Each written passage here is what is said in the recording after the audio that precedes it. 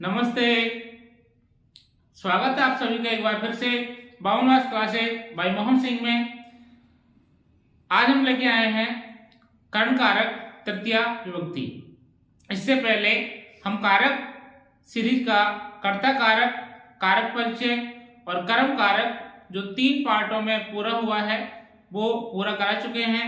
यदि आपने अभी तक उसको नहीं देखा है तो हमारी प्लेलिस्ट में जाकर के आप वो देख सकते हैं। कारक परिचय सबसे जरूरी है। यदि आप कारक पढ़ रहे हैं तो सबसे पहले कारक परिचय को जरूर पढ़ें, उसके बाद ही आपको अन्य कारक हैं जो बखूबी समझ में आएंगे। तो सबसे पहले कर्ता कारक और उसके बाद कर्म कारक, और आज हम पढ़ रहे हैं तृतीय विभक्ति कर्ण कारक। तो शुरू करते हैं। कारक तृतीय विभक्ति, यह है कर्ण कारक तृतीय विभक्ति। इसका मुख्य सूत्र है साधक तमम कर्णम। अर्थात हमने जो कारक पढ़े तो हमने उसकी परिभाषा पढ़ी। कारक उसे कहते हैं जो क्रिया की सिद्धि में जिसका योगदान हो वह कारक कहलाता है। यह सूत्र कहता है कि क्रिया की सिद्धि में जिसका सबसे ज्यादा योगदान हो। मान लीजिए किसी काम को करने के लिए 6 आदमी लगे हुए हैं, उन 6 आदमियों में से किसी का योगदान कम होता है, किसी का ज्यादा होता है। ऐसे ही कारकों में सबसे प्रधान कारक है, हम कह सकते हैं जैसे हमारे शरीर में मुंह प्रधान है, ऐसे ही कारकों में कर्ण कारक प्रधान है। लिख रखा है साधक, साधक अर्थात साधने वाला। तमम, तम प्रत्यय वहां लगाया जाता है जहां सबसे श्रेष्ठता की बात की जाती हो। जैसे लघुत्तम सबसे छोटा, महत्तम सबसे बड़ा। ऐसे साधकतम मतलब साधने में सबसे श्रेष्ठ है। क्रिया की सिद्धि में जो सबसे ज्यादा सहायक होता है उसको कर्ण कारक या उसकी कर्ण संज्ञा होती है। क्रिया की सिद्धि में जो सर्वाधिक सहायक होता है उस कारक की कर्ण संज्ञा होती है। यदि आपसे कई बार एग्जाम में पूछ लिया जाए कि कारकों में सबसे प्रमुख कारण कौन सा माना जाता है तो आप ध्यान रखें कर्ता कारक सबसे प्रमुख नहीं है। सबसे प्रमुख कारकों में आता है कर्ण कारक। क्रिया की सिद्धि में जो सर्वाधिक सहायक है, जिससे सबसे ज्यादा योगदान होता है, वह कर्ण कारक होता है। तो ये जो सूत्र है ये सिर्फ संज्ञा करता है साधक तमम कर्णम की क्रिया की सिद्धि में जो सर्वाधिक सहायक होता है उसकी कर्ण संज्ञा होती है। जैसे मान लीजिए हम लिखे हैं कि मैं पेन से लिखता हूं। अब मान लीजिए मैं कर्ता लिखने वाला भी हूं, मेरे पास बोर्ड भी है, लिखने के लिए मैटर भी है, लेकिन जब तक ये पेन नहीं है तब तक मैं वहां पर लिख नहीं सकता। तो पेन क्या है? कर्ण कारक है। तो लिखने क्रिया में सर्वाधिक सहायक कौन है? पेन है।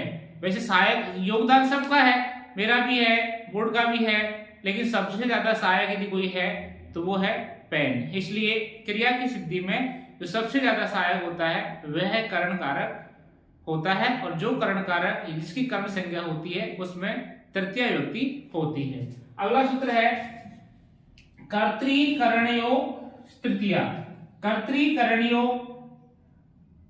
अब कर्ता और करण दो की बात करता है, ध्यान रखना। कर्ता और करण तृतीया, ये कहता है कर्ता और करण में तृतीय विभक्ति होती है। और आप सोचोगे यहाँ तो हमने आपको करण के बारे में चर्चा की, लेकिन यहाँ वो कर्ता के बारे में कहता, तो आप ध्यान से पढ़ना इसको। ये कहता है अनुक्त कर्ता। यदि कर्ता उक्त है तो प्रथमा विभक्ति होगी। यदि कर्ता अनुक्त है, जो हम करण वाच्य में भाववाच्य में पढ़ते हैं, वहां पर कर्ता क्या होता है? अनुक्त या अप्रधान होता है। हमने आपको जो वाच्य परिवर्तन किए उसमें बताया कि कर्म वाच्य में और भाववाच्य में जो कर्ता होता है वो अप्रधान होता है, उसमें आपको तृतीय विभक्ति होती है, और कर्तृवाच्य में कर्ता में प्रथमा विभक्ति होती है। तो उसको आप समझने के लिए इसको जरूर पढ़ें। ये कहता है अनुक्त कर्ता और करण में, अनुक्त कर्ता और करण में तृतीय विभक्ति होती है। ये सूत्र ये कहता है अनुक्त कर्ता और करण में तृतीय विभक्ति होती है।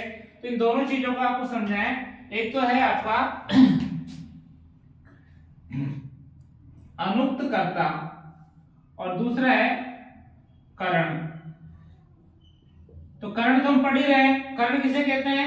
क्रिया की सिद्धि में जिसका सर्वाधिक योगदान हो वह करण होता है। और अनुक्त कर्ता, अप्रधान कर्ता जहां होता है, तो अप्रधान कर्ता आपको कहां देखने को मिलेगा? अक्सर आपको कर्म वाच्य में और भाव वाच्यों में आपको अप्रधान कर्ता देखने को मिलेगा, और वहां पर भी तृतीया विभक्ति ही होती है। अप्रधान का आप ये मान लीजिए मैं पुस्तक पढ़ता हूं, ये कर्तृवाच्य है हिंदी, और मेरे द्वारा पुस्तक पढ़ी जाती है, तो ये आपका कर्मवाच्य है।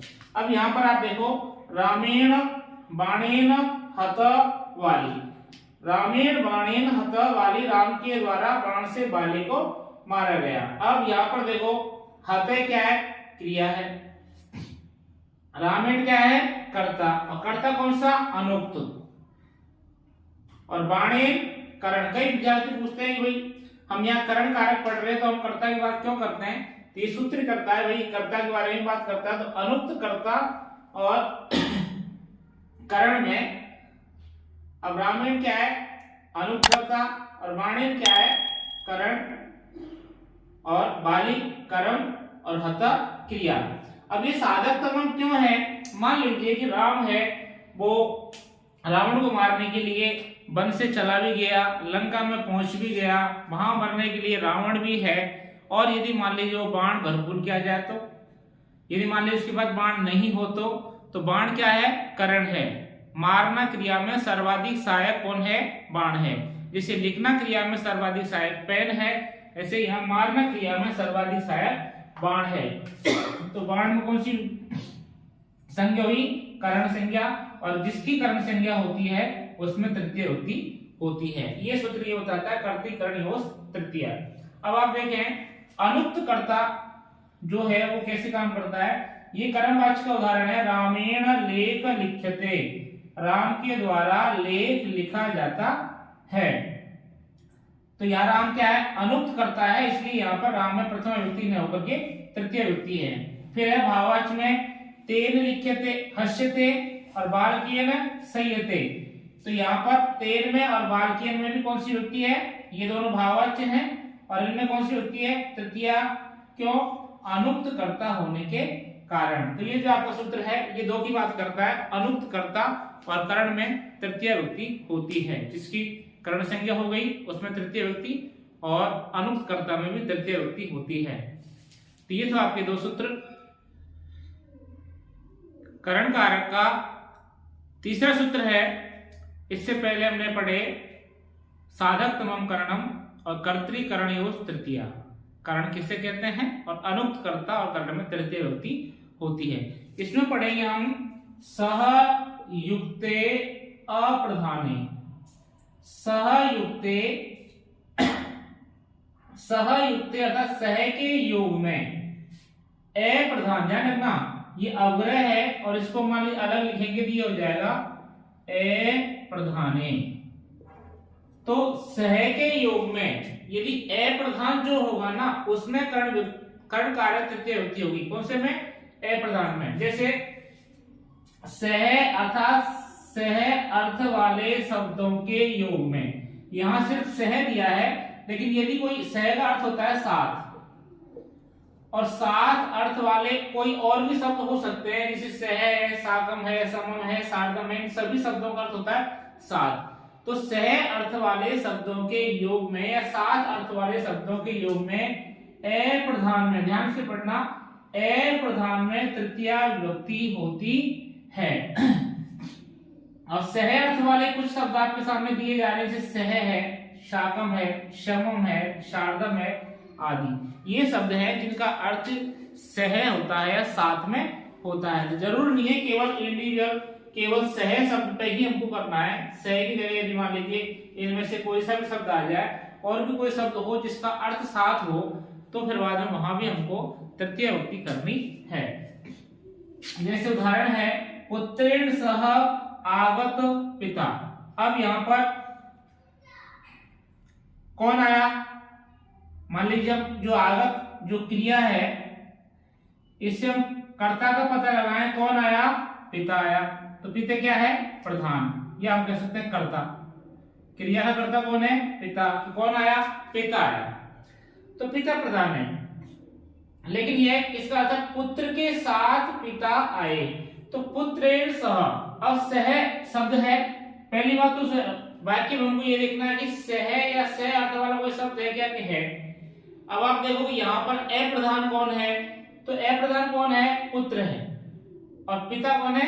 प्रधान है। आप यहाँ ये समझ सकते हैं, मान लीजिए कि कहीं पर किसी व्यक्ति को बुलाया जाता है और उस व्यक्ति के साथ में एक छोटा बालक भी चला जाता है।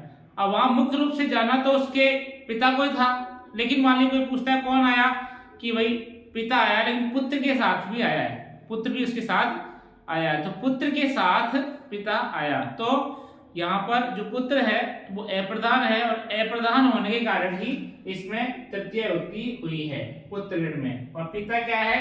प्रधान है, प्रधान है, कर्ता है, तो इसमें तो कौन सी विभक्ति है? प्रथमा। तो ये कहता है सह के योग में, सूत्र पहले कह रहा है सह के योग में जो अप्रधान होता है उस अप्रधान में ही हमको तृतीय विभक्ति करनी है। इस वाक्य में अप्रधान कौन है? पुत्र है, तो पुत्र के इस पुत्र शब्द में तृतीय विभक्ति हुई है। अगले कुछ एक उदाहरण है, रामेण शाकम सीता वनम अगच्छत। आप सबसे पहले छांटो कि सह अर्थ वाला कोई शब्द है तो शाकम है, जिसका अर्थ भी साथ ही होता है। इसका अर्थ है राम के साथ सीता वन को गई। तो यहाँ पर शाकम में प्रधान कौन है? कौन गई? अगच्छत या किसके लिए आया? सीता के लिए। सीता किसके साथ गई? राम के साथ। राम क्या है? अप्रधान, तो रामेण में तृतीय विभक्ति हुई। गुरुणा शार्दम शिष्य पाठशाला गच्छति।